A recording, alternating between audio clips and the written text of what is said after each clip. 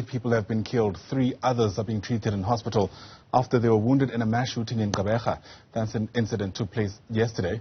The exact circumstances surrounding the attack are unclear, but police say they're investigating. Let's get you a sense of what else we know. Bring in the MMC for Safety and Security there. That's Lawrence Troon, who joins us via our video link this morning. Lawrence, it's lovely to see you. Thanks for making time to chat to us. Police also not necessarily divulging a lot of details around what happened. What have you been able to ascertain about the shooting? Yes, sir, Chief. Good morning to you and to all of the viewers. First of all, we'd like to express our sincere condolences, to those families. And we trust that in this time that they will come through. I was thinking is that what mother would think that she would give birth to thugs like these, It was a quiet, Sunday afternoon.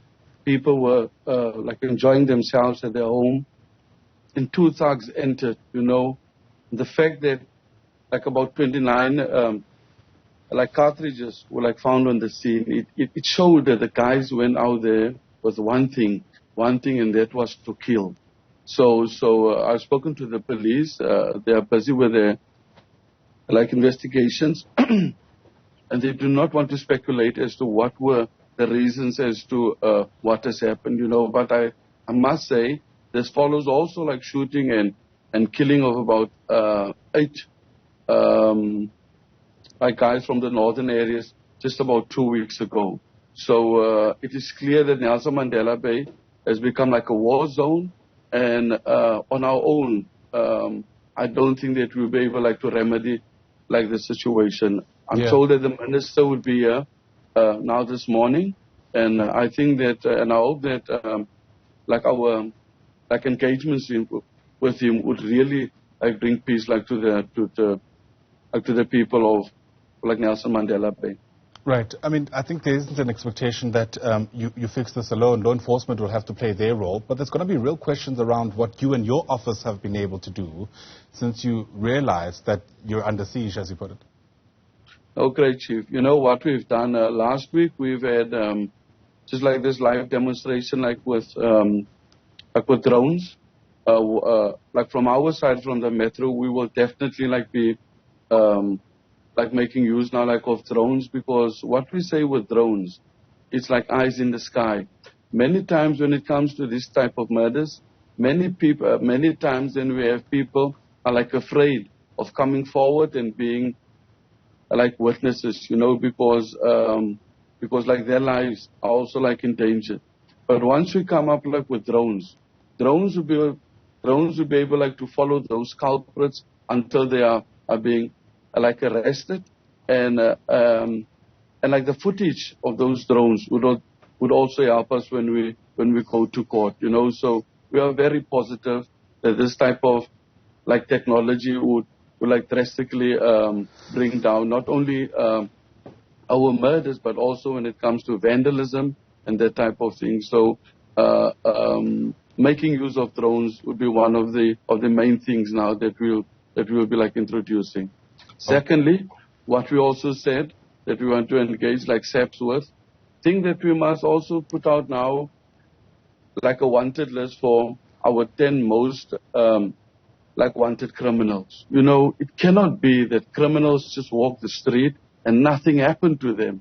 And I think this is also one of the signs of a lawless society. People are just sick and tired. People go in to prison, they come out, with parole, and then you would find it is these very people that would commit all of these dastard deeds. All right. Lawrence, I'm being tagged on Twitter by people who I imagine some of them are your colleagues in council. The allegation in some instances is that you're yet to hold a standing committee meeting, and that was after more than a year you were in office. Is that true? No, that's absolute nonsense, man. We had last year in December, we had a standing committee meeting. Before that, I think it was in October. So that is absolute nonsense. And I also want to say, it is despicable of any person to come up with this type of nonsense. Now that people are being killed and murdered and they want to come up with this type of thing, it shows you that those people are very like heartless people. How on earth can you want to capitalize on something like that? Yeah, you know? I hear that. And to be fair, this person actually brought this to my attention before the shooting. But I hear you about the need not to use this as a moment of politicking. What it points to, however, is whether or not the council itself, and specifically your office, is doing enough to circumvent these events before they happen. I mean, the intervention about the drones will be welcomed, and I accept that. But the real concern, of course, is that it does very little to prevent things like shootings from taking place before they happen. No, 100%, but what it also would help us with, is like tracing and tracking those people that have done those those evil deeds. The other thing that we'd also be doing, we did not have a canine unit for many, many, many years. And the canine unit is one of the things that we'd also be bringing back, because one thing certain, when it comes to the canine unit, those dogs can do things that us as human beings cannot do. What we also say is that we will have to intensify our operations with SAPs. Must remember is that what is happening here, it's not our core function, but we are not going to make any excuses. We're going to say that the metro is under siege, and from safety and security side, we must do everything possible to deal with the matter, And that's why I find it very apprehensible for any person that want to come and try and play politics when we deal with things of such a nature.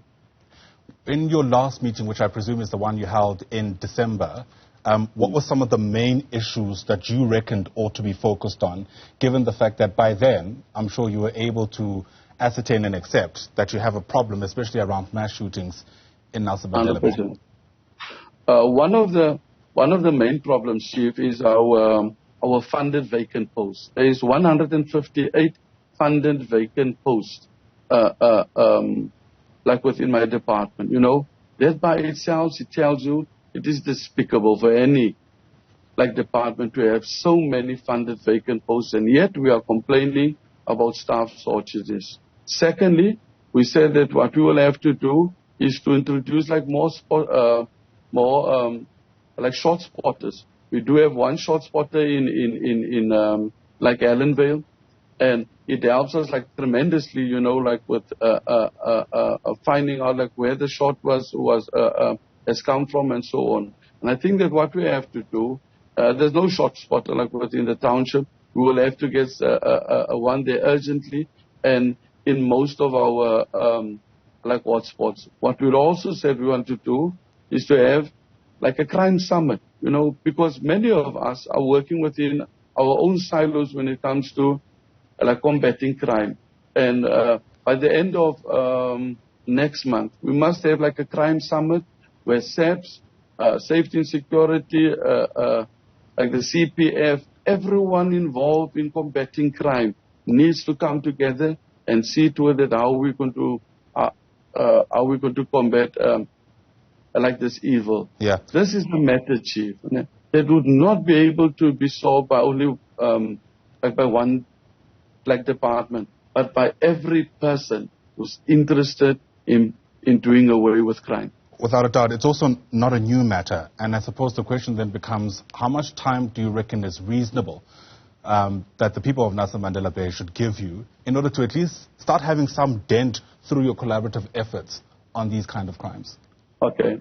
I'm told that the minister will be landing now at about 8:30, now this morning. I'm sure after that meeting we'll be able to give some direction as to what will be happening. I would not want to sit here, and just be presumptuous and give you some of my own ideas, but rather what was decided by the collective that would meet now within this day.